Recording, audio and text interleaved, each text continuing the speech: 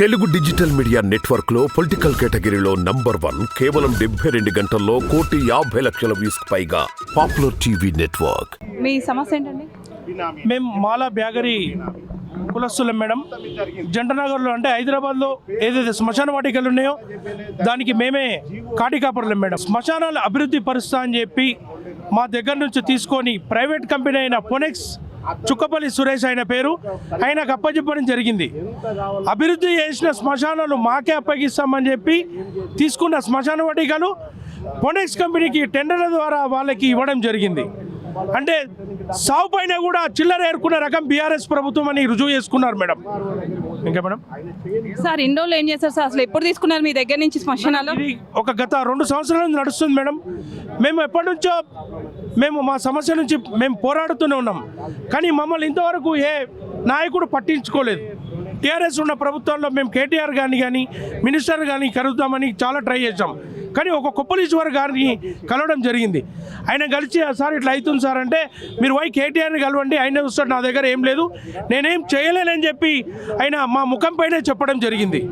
కేటీఆర్ని కానీ కలుద్దామని చెప్పి మేము పోతే అసలు ఆయన పట్టించుకుంటే కదా అసలు చూసి చూడనట్టు కూడా వెళ్ళిపోయారు. పంజగుట్టకు వచ్చారు. మేము పొద్దున్న 9 గంటలకు వెళితే 6 గంటలకు వచ్చారు. ఆయన 6 గంటలకు వస్తే సార్ అని చెప్పి మేము లెటర్ ఇవ్వడం జరిగింది. అది తీసుకొని జోబులో పెట్టుకొని వెళ్ళిపోయారు. ఆయన మమ్మల్ని అసలు తిరిగి కూడా చూడలేదు ఆయన. అలాంటి ప్రభుత్వం మేడం టీఆర్ఎస్ ప్రభుత్వం. సార్ మీ దగ్గర నుంచి తీసుకునేటప్పుడు రిక్వెస్ట్గానే తీసుకున్నారా సార్? అభివృద్ధి పరుస్తాము, శ్మశాన వాటికలు అభివృద్ధి చేసి మీకే ఇస్తామంటే సరే, అభివృద్ధి అందరికీ మంచిదే, అభివృద్ధి కావాలి, ఎందుకంటే వచ్చిన వాళ్ళకి కూడా వసతులు అవసరం అని చెప్పి మేము ఏమనలేదు మేడం. అభివృద్ధి చేయండి, అభివృద్ధి చేసి మీకే ఇస్తామన్నారు. అభివృద్ధి చేసిన శ్మశానాలు ప్రైవేట్ సంస్థలకి అంటే కొంతమంది బ్రాహ్మణులు కూడా టెండర్ల ద్వారా విక్రయించారు మేడం. సార్ ఈ పొనెక్స్ సంస్థ అని చెప్తున్నారు కదా, అది అంటే ఏమన్నా డబ్బులు తీసుకుంటుందా సార్ శవాలకి? అవును మేడం. ఒక్కొక్క శవాలపై మేము 7,000 రూపాయలు 6,500 తీసుకుంటే పొనెక్స్ అనే సంస్థ 15,000 రూపాయలు వసూలు చేస్తుంది మేడం.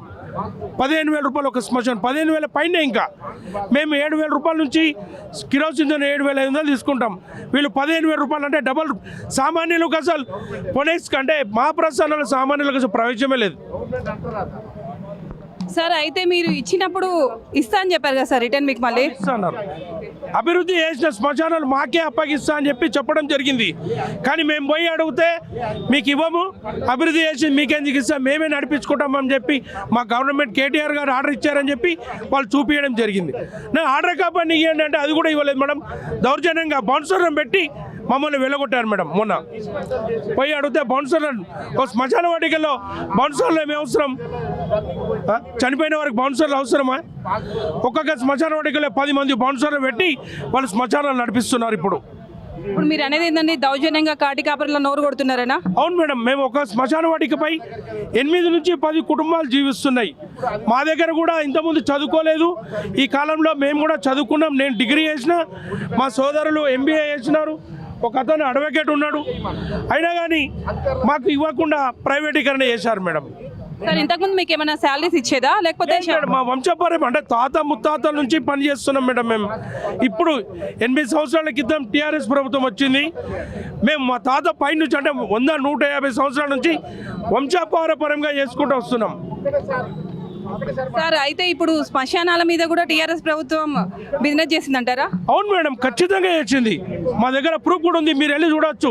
పంజాగుట్టలో ఒకటి పెట్టారు, బేగంపేటలో ఒకటి, మహాప్రస్థానం ఒకటి, మళ్ళీ కుక్కుట్పల్లిలో ఒకటి, MIG క్వార్టర్స్లో 4 శ్మశాన వాటికలు అభివృద్ధి పరిచి మాకే ఇస్తాను శ్మశాన వాటికలు టెండర్ల ద్వారా పొనెక్స్ కంపెనీకి అప్పచెప్పింది మేడం.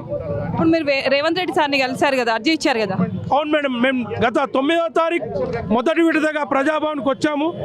వస్తే మాకు రెఫరెన్స్ నెంబర్ ఇచ్చారు. మేము ఇవాళ అడగడం జరిగింది, మేడం ఇవాళ 9వ తారీఖు లాస్ట్ టైం ఇస్తా అంటే మీది 1 నెల లోపల మీది రెక్టిఫై చేసి మీతో మాట్లాడతామని చెప్పడం జరిగింది. మాకు రేవంత్ అన్నపై కాంగ్రెస్ ప్రభుత్వంపై పూర్తి నమ్మకం ఉంది, మా సమస్య పరిష్కారం చేస్తారని చెప్పి.